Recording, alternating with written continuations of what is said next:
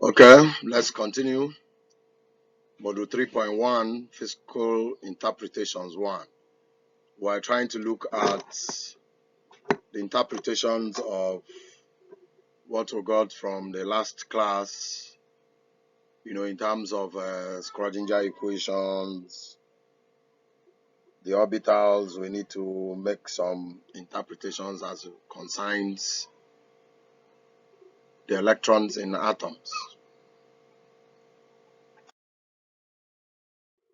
We'll look at atomic orbitals, quantum numbers, energies of hydrogenic atoms, ionization energy, shells and soft shells, spectral transitions and selection rules, and we'll make some conclusions. Atomic orbitals.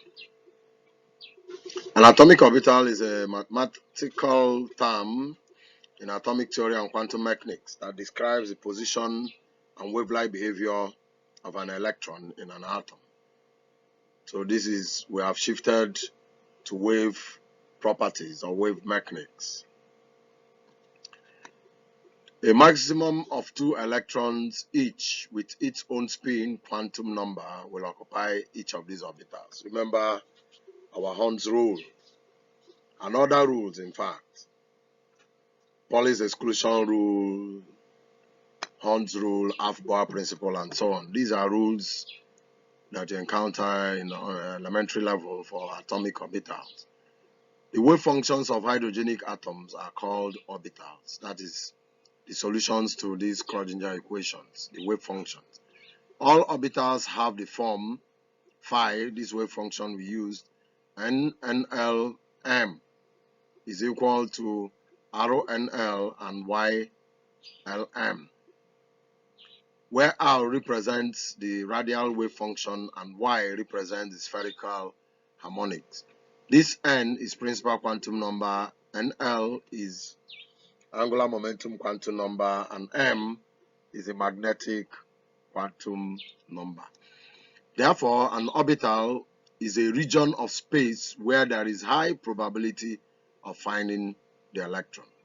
And basically, we have 4 types of orbital, the S, P, D, and F orbitals. Remember your periodic table, these S, P, D, F are used in periodic classifications. You have the S block elements, the P block elements, the D block elements, that's the inner transition elements, and of course the F block elements as a result of the electronic configurations. So these are the basic orbitals that we have. Of course, elementarily, you know why that is. When the orbital is sharp, principal, diffuse, and fundamental. That is when the spectral lines of the orbital, that's where we got those names, S, P, D, F. Sharp, principal, diffuse, and fundamental. Quantum numbers. We've met quantum numbers before in your 200 level or even 100 level. So each of these our orbital is governed by 3 quantum numbers. We have 4, but majorly for now we're talking about 3. The 4th one is the spin quantum number. It's either a positive or negative spin. But here for our electronic configuration, these are the 3 that plays the role, NL and ML. Like we said, this is principal quantum number, angular momentum quantum number, and magnetic quantum number. You can go back elementarily to find out principal quantum number, takes values. Of course, we'll mention them here. Thus, an electron described by the function phi 100 is said to occupy the orbital where n is 1, L is 0, and ML is 0. Look at it here. N, which is this, is 1, L is 0, and ML is 0. 2 of the quantum numbers L and ML come from the angular momentum of the electron around the nucleus. An electron in an orbital with quantum number L has an angular momentum of magnitude L into L plus 1 to power half h over 2 pi, with L taking values of 0, plus 1, plus 2, up to n minus 1. That's the values of L. L cannot be more than n minus 1. So when n is 1, it becomes 1 minus 1, which is L equal to 0.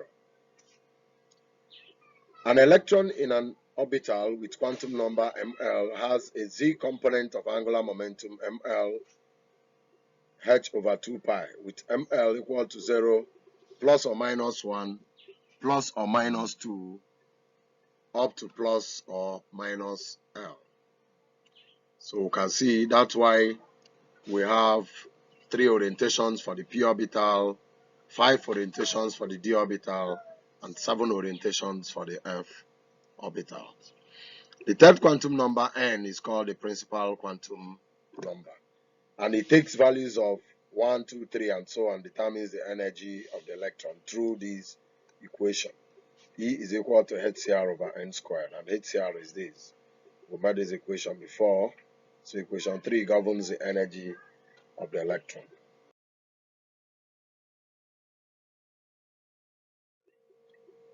Energies of hydrogenic atoms. It is a peculiarity of hydrogenic atoms that the energy is independent of L and Ml and depends only on N. Therefore, all orbitals of given N have the same energy, and we say they are degenerate orbitals, whatever their values of L and Ml. Compare this equation with our equation 8, if you remember, model 1, for hydrogen when Z is equal to 1. This gives the energy levels and the values are negative. This means we are dealing with the bound state of the atom in which the energy of the electron is lower than when it is infinitely far away and at rest, which corresponds to 0 of energy. The change in energy as transition takes place, one level to another, and the wave number, we have already discussed that.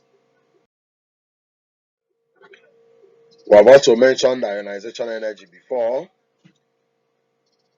So this is given by that, and we'll say that it is equal to minus 13.60 electron volts.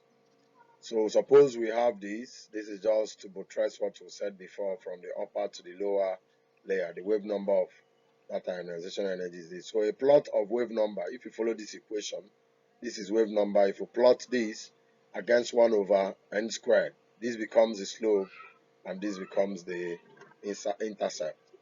So we can from there find the ionization energy of the electron.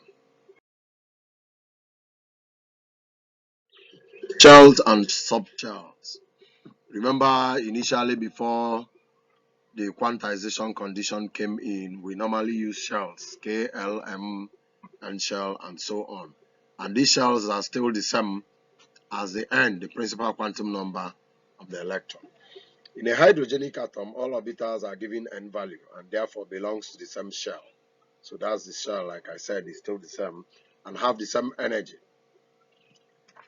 As a result of the different values of L, we have subshells corresponding to different values of N values, yes. So these subshells are generally referred to as sp, that's the orbitals, using L equal to 0, 1, 2, which corresponds to sp, d, f, and even g orbitals.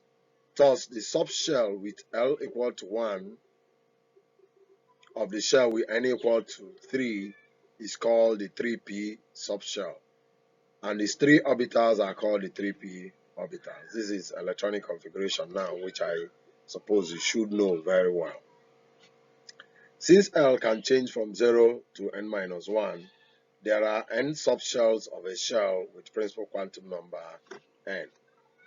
Thus, when n is 1, there is only one subshell, that is S, which is only 1.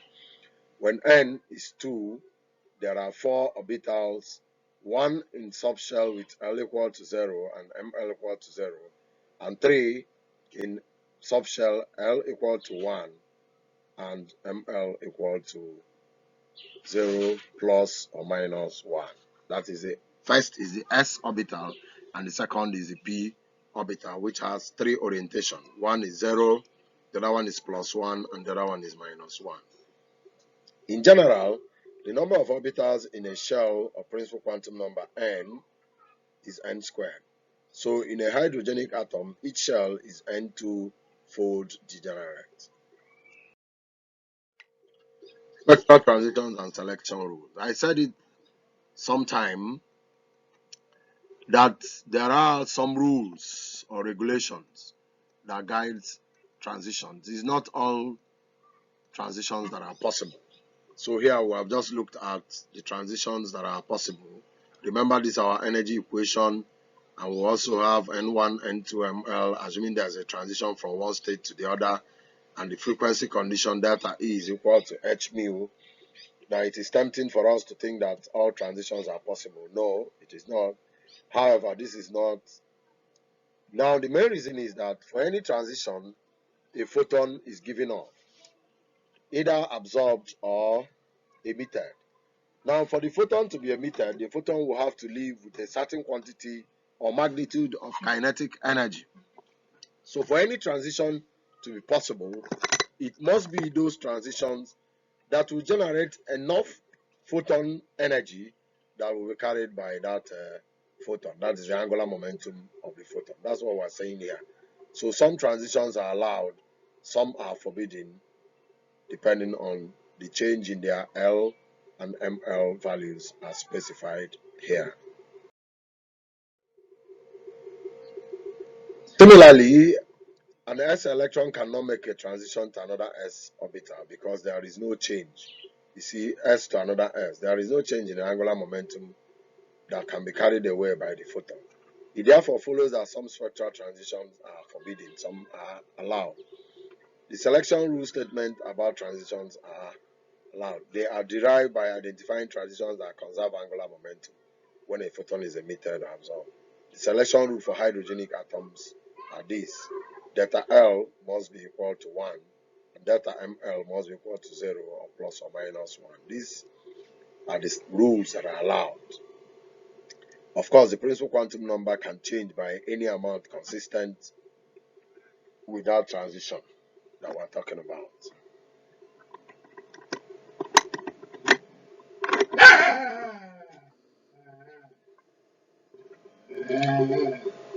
Okay, so that's that.